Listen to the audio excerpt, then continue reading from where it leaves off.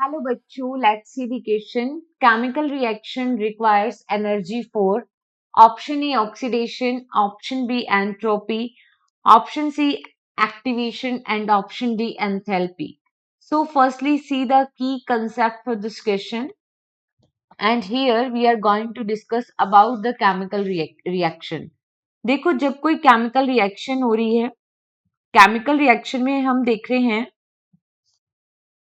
For example यहाँ पे हम देखते हैं A and B, these two are the reactants and they are going to form the product AB. ठीक है, या फिर हम कह सकते हैं कि A B रिएक्टेंट है और C के साथ मिलके ये फाइनल कोई प्रोडक्ट बना रहे हैं BC. ऑल राइट, तो इस तरीके से हम देखते हैं कि कोई भी केमिकल रिएक्शन जब होती है तो उसको एक अमाउंट में जो एनर्जी की जरूरत होती है, that is the activation energy. Every chemical reaction, अगर हम बात करें every chemical reaction require energy for activation.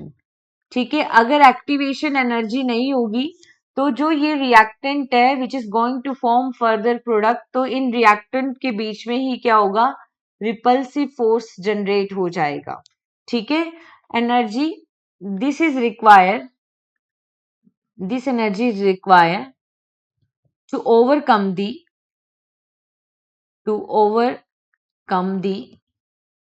repulsive force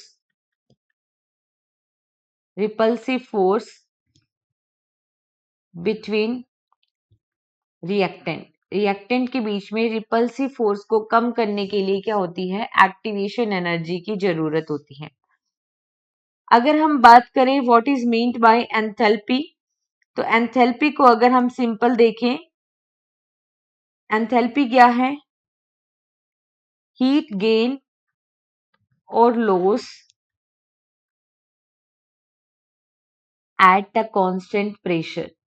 जब प्रेशर कांस्टेंट हो तो जो हीट गेन हो रही है या लॉस हो रही है तो उसको क्या कहते हैं, एंथैल्पी. अगर बात करें एंट्रोपी की, तो एंट्रोपी क्या होता है, it is a measure of quality of energy, A measure of quality of energy. अगर हम बात करें तो अगर एनर्जी ऑर्डर्ड वे में स्टोर है तो एंट्रोपी क्या होगी, कम होगी. ठीक है, एनर्जी स्टोर्ड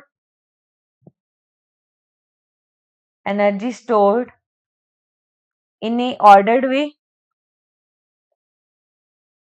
तो उस केस में एंट्रोपी कम होगी. एंट्रोपी क्या है, मेजरमेंट करती है डिस्टर्बेंस को. जितना ज्यादा डिस्टर्बेंस होगा, अनऑर्डर्ड मैनर होगा, उतनी ही ज्यादा एंट्रोपी होगी. ऑल राइट, तो यहाँ पे ये ऑक्सीडेशन नहीं रिक्वायर, केमिकल रिएक्शन के लिए एंट्रोपी या एंथैल्पी रिक्वायर नहीं होता. There is require energy for activation. So here the final correct answer is only option C. Hope you understood it well. Best of luck.